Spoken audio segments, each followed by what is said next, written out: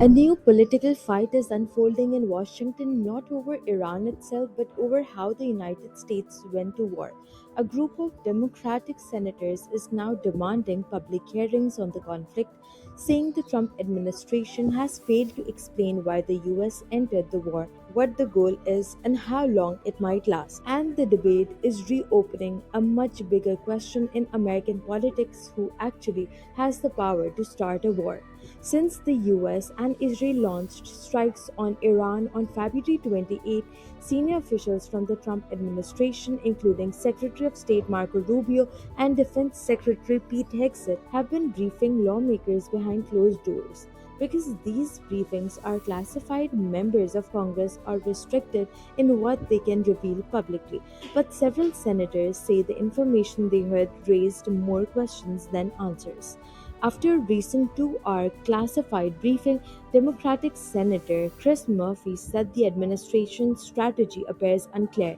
He argued that if the president had asked Congress for approval before launching the war, lawmakers likely would not have supported it. Other Democrats say they left the meeting frustrated. Senator Richard Blumenthal said the administration seems unable to explain what the end goal of the war actually is. According to him, the president has suggested the conflict could be nearly finished while also saying it may only be beginning. For critics, that contradiction raises concerns about whether the US has a clear strategy. I emerged from this briefing as dissatisfied and angry, frankly, as I have from any past briefing in my 15 years in the Senate. I am left with more questions than answers, especially about the cost of the war, the potential for further escalation and widening of this war, a war of choice made by this president, not chosen by the American people, with potentially huge consequences to American lives. The debate has also intensified after reports of a deadly strike on a girls' school in the southern Iranian city of Manab.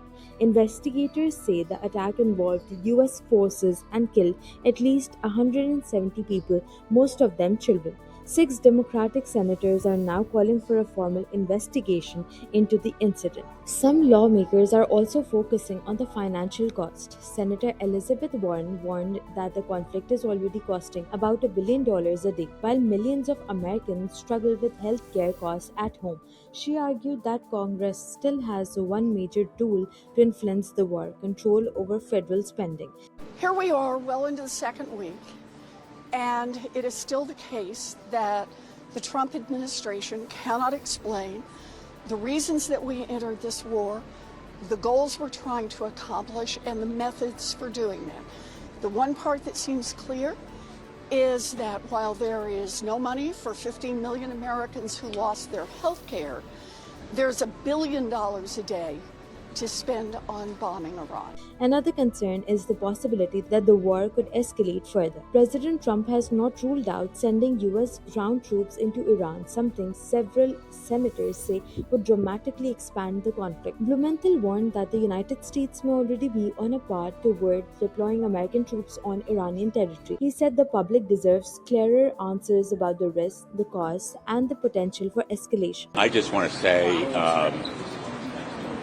I am more fearful than ever after this briefing that we may be putting boots on the ground and that troops from the United States may be necessary to accomplish objectives that the administration seems to have.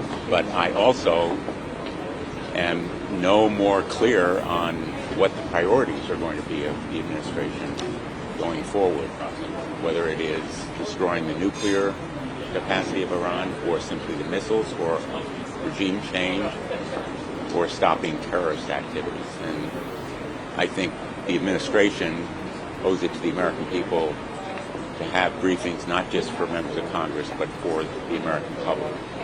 Republicans, who hold a narrow 53 by 47 majority in the Senate, have mostly supported the administration's campaign. Many say the strikes are necessary to weaken Iran's missile program, military capabilities, and regional influence. Republican Congressman Brian Mast, who chairs the House Foreign Affairs Committee, thanked Trump for taking action against what he called an imminent threat from Iran. Everybody has concluded to be an imminent threat against the United States of America. Year in, year out, Iran has been an imminent threat against us because they have never faced an imminent response until President Trump. However, even within the Republican Party, there are some doubts. Representative Nancy Mace said she does not want to send American troops into another war, and Senator Rand Paul criticized the administration for changing its justification for the conflict repeatedly. He warned that wars should be a last resort, not a first move. The disagreement highlights a long running constitutional debate in the United States. Under the US Constitution, Congress has the power to declare war, but modern presidents have often launched military operations without a formal declaration, usually arguing that the country faces an urgent national security threat.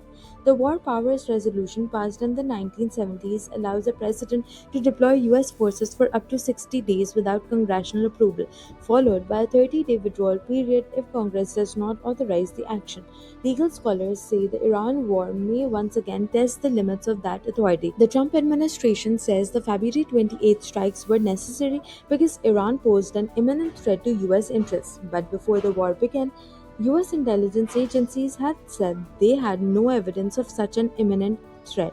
That gap between intelligence assessments and the justification for military action is now at the center of the political dispute. So while the fighting continues in the Middle East, the political battle in Washington is also intensifying. For Democrats, the question is whether the president bypassed Congress. For Republicans, the priority is confronting Iran's military power. And for the American public, the bigger issue may be how a war begins and who gets to decide.